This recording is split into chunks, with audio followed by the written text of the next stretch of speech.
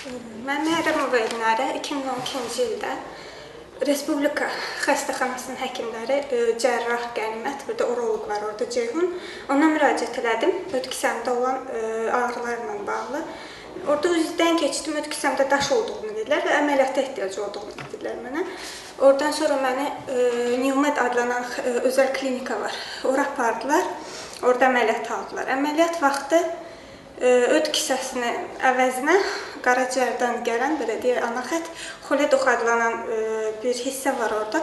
Çox, belə deyək, vacibi orqan sayılır, vacibi bir, necə deyim, axardır qaraciyər üçün. Onu kəsiblər, sonra onu tikiblər. Bunu da məndən gizlədiblər. 40 dəqiqəlik çəkməsi gərəkən əməliyyat məndə çəkdi 3 saat yarım. 3 saat yarımdan sonra çıxdım.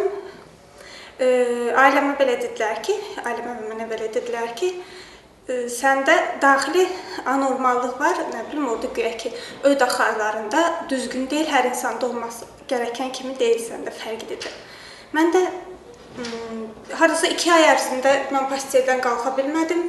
Həkim hər dəfə həmən həkimə müraciət edirdim. Həmən həkim də deyirdi ki, həmən bu səndə olan daxili anormallıqla bağlı bir problemdir. Ona görə digər xəstələrə görə sən gec sağalırsan.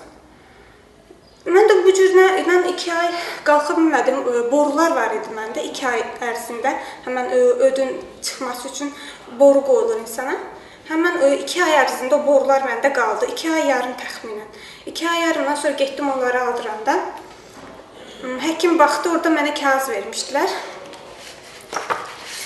Orada mənə belə bir kağız vermişdi. Həkim baxan kimi başa düşdü ki, nəsə zədəliyiblər. Yenə də olan tanış olduğuna görə heç bir şey demədi mənə. Sadəcə dedi ki, təzədən təkrarən müayinə olunmalısan. Nəysə, üstündən 6 ay keçdi.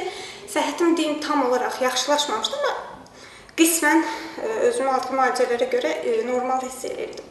Sonra həmən bu borular çıxardılandan sonra boruların yeri sağalmadı. Getdim təkrarən müayinəyə. Onu təzədən əməliyyat elədilər, həmən boruların yeri götürüldü məndə. Ondan sonra təkrarən MRT adlanan, belə deyək, MRT-dən keçdim. MRT-dən nəticələrdən belə başa düşdük ki, zədəliyiblər. O vaxt mən tam dəqiq öyrəndim ki, əməliyyat vaxtı məni həmən bu xoledox zədələnib. O gündən sonra da mən, belə deyək, özümü həddindən artıq çox pis hiss edirəm. Hər günü-gündən zəifləməyə başlayıram, qanım zəhərlənir. Dayanmadan həmin gündən müalicələrdəyəm. Gördüyünüz kimi bu qədər kağızlar, reseptlər. Gəzmədiyim Azərbaycanda az qala həkim qalmayıb. İndi də hətta Azərbaycandan kənarda Belarusiyada da oldum.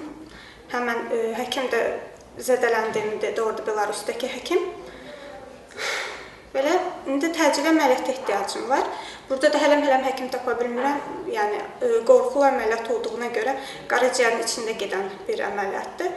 Hələm həkim üstələnmir onu eləməyə. Həmin o xəstəxananın həkimləri nə deyir? Həmin xəstəxananın həkimlərinə zəng vurdum. Bir insan kimi. Dedim ki, mənim maddi imkanım bu dəqiqə əl vermir. Mən ikinci dəfə sizin elədiyiniz səhvi, mən bu dəqiqə imkanım çatmır ki, təzədən əməliyyat olum da. Xaça bu qarşılayın əməliyyatın bunu. Üzümə deyanırlar ki, biz eləməmişik, səndə olan özündən olan problemlər idi. Deyirəm, əlimdə mənim bu qədər dəlil, bu qədər sübut, bu qədər cərrah gəzmişəm. Azərbaycanda yeganə cərrah siz deyilsiniz ki, həkimin adı Qənimət idi, o həmin cərrahın. Bir sözlə üzümə deyandı ki, yox, elə bir şey olmayıb, mən özümü müdafiə edə biləcəm. Mən sənə əməliyyat pulunu da verən deyiləm, köməkliyi də eləyən deyiləm, sənin öz daxili problemindir. Yəni, demək istəyirəm ki, dəfələrlə insan kimi danışmağa çalışırsam da, yəni bunlara heç nə kar eləmir. Heç nə də bilmirlər, bir savad. Bir sözlə bu cürlə qalmışam, çıxılmaz vəziyyətdə. Qlavni, Azərbaycanda bir belə problem olan mən deyiləm. Hər, belə deyək, 5-6 ailədən bir hamıda bu problem var. İmkanı olan gedir İran, Türkiyəyə axın, bu da gözdə bildiyiniz kimi çox-çox, yəni hamı ora gedir. İmkanı olmayanda məcbur olur. Bizim bu savadlı həkimlərin əlinə düşür, sağlığından olur. Bundan əvvəl də mən dəfələrlə məhkəmələrə başqa bir problemlə bağlı məhkəmələrə üst tutmuşam. Məhkəmə pulundan alınıb. Belə deyək, ədalətinə inanmıram məhkəmələrin. Ona görə də